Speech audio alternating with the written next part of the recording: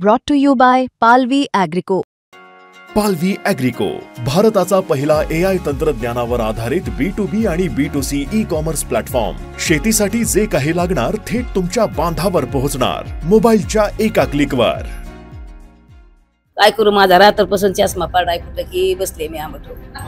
काय करू, पाण्यानं पळायला लागलात कुठं कुठं पडाय म्हणून काहीच नाही. धुंडाली आता दिसत नाही कुठं. शेतामध्ये काय आम्हाला शेती नाही, आम्ही आहेत करून खाणार. पर शेतकऱ्याचे पर भरपूर नुकसान झालेली आहे आमच्या इथं.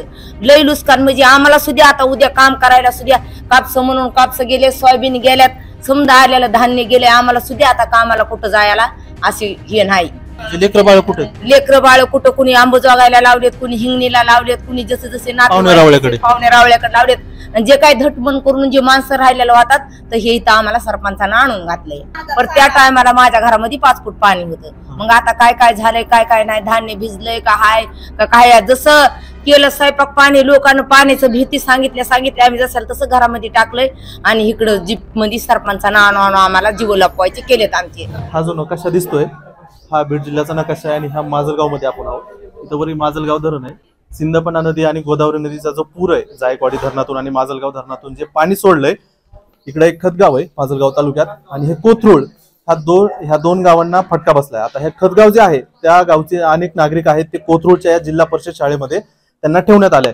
नदीचं पाणी आपल्या घरामध्ये शिरतं, भीती वाटते, जनावरं जे आहेत, शेती असेल, या सर्व गोष्टी त्या तिथं सोडून ते सगळे नागरिक जे आहेत, महिला असतील, पुरुष असतील, कोणी तरुण वर्ग असेल, आपला जीव वाचवण्यासाठी या शाळेमध्ये आलेले आहेत.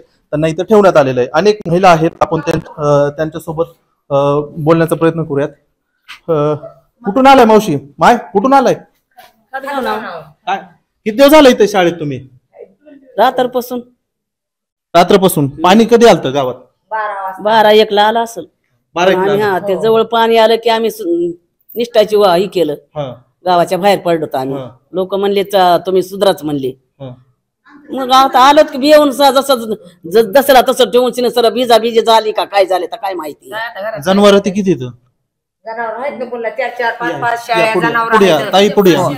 शाळा माझ्या 5-6 शाळा आहेत भाऊ. घरामध्ये नदीच्या कडीलाच घर असले तुम बसतोय तिकून गंगाच्या कडीला. मध्ये घरात पाणी सकित आहे शिरायची. पहिल्या बारी चालतं तेव्हा 5 फूट 6 फूट पाणी आधी पाणी ह्याच्यात 2000 किती गेला आलतं, 2005 ला आलतो जणू. 10 ला का 5 ला. हो, जवळपास 20 वर्षांनी आता हो 20 वर्षांना आता आलंय पाणी. पण त्या टायमाला माझ्या घरामध्ये 5 फूट पाणी होतं. मग आता काय काय झालंय, काय काय नाही, धान्य भिजलंय का हाय का काय. जसं केलं स्वयंपाक पाणी, लोकांना पाण्याचं भीती सांगितल्या आम्ही जसं तसं घरामध्ये टाकलंय. आणि इकडं जीप मध्ये सरपंचानं आणून आम्हाला जीव लपवायचे केलेत आमचे. लेकर बाळ कुठं कुणी आंबो जोगायला लावलेत, कुणी हिंगणीला लावलेत, कुणी जसे जसे पाहुणे रावळ्याकडे लावलेत. आणि जे काही धटमन करून जे माणसं राहिलेलं होतात तर हे इथं आम्हाला सरपंचानं आणून घातलंय.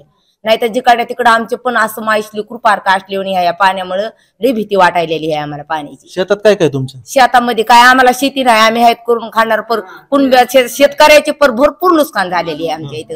लई नुकसान म्हणजे आम्हाला सुद्धा आता उद्या काम करायला सुद्धा कापस म्हणून कापस गेले, सोयाबीन गेल्यात, समजा आलेलं धान्य गेले. आम्हाला सुद्धा आता कामाला कुठं जायला असे हे नाही, चान्स नाही.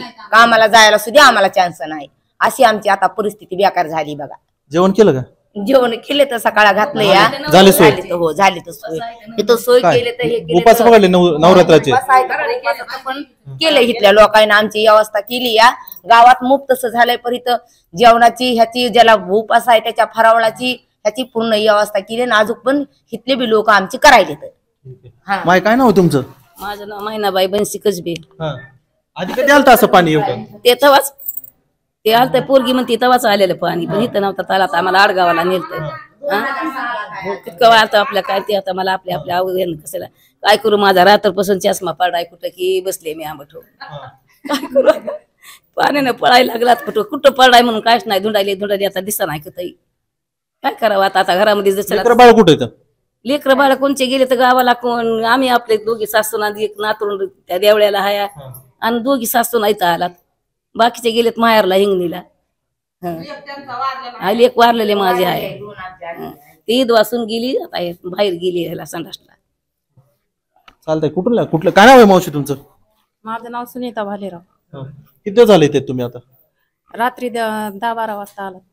पाणी आलं की लगे इकडे आलात. हा आता काय काय घरी शेतात जनावर ते कुठे आहेत? जनावर नाही तर रोज मजुरी करून खातात. आता पण काम नाही. काम नाही. हा पावसा पाण्याचं. हे सगळ्या महिला जे आहेत त्यांचं रोज मजुरी करतात. कुणाचं शेत आहे कुणाचं नाही. ह्या आजी आहेत त्या आजी जवळपास म्हणतात की 2005-6 साली पाणी एवढं गावामध्ये आलं होतं आणि त्याच्यानंतर हे पहिल्यांदाच आता इतकं आलंय. जनावर तसेच सोडले तर संसार तसा ठेवलाय. घर आता कसं घरामध्ये काय भिजलंय काय नाही हे त्यांना काही माहित नाही. आता ह्या जेव्हा पाणी उतरेल तेव्हा त्या जातील तेव्हा त्या बघतील.